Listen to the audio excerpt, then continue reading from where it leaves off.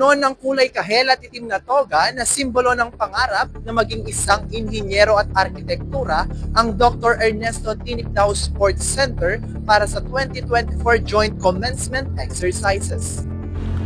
Humigit kumulang 700 na mag-aaral mula sa iba't ibang programa ng College of Engineering and Architecture ang nagtapos ngayong araw, kabilang ang mga programang Computer, Electrical, Electronics, Industrial at Mechanical Engineering. Ipinaabot din ni Chairperson Commission on Higher Education, J. Prospero E. De Vera III, ang kanyang handog na mensahe sa mga magsisipagtapos. Kabilang si John Ashley mula Bachelor of Science in Mechanical Engineering sa mga nagsipagtapos. Ayon sa kanya, pagkaano po ngayon, bali kukuha po muna kami ng board.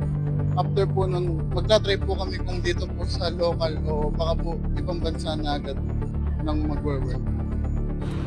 hindi rin matatawaran ang saya ng bawat magulang sa kanilang mga anak na nagmarcha at nagkamit ng mga parangal at diploma. Isa na rito sina Ma'am Alma at Ma'am Annaliza na kapwa may mga anak na magsisipagtapos.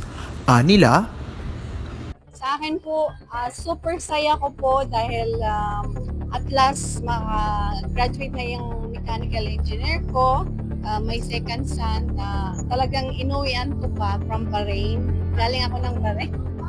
Inuwian ko pa siya para so happy ako kasi sa panganay ko hindi ako naka-attain dahil pandemic that time. So ngayon, may chance ako nga ma-attend na. So happy, very happy for yung feelings.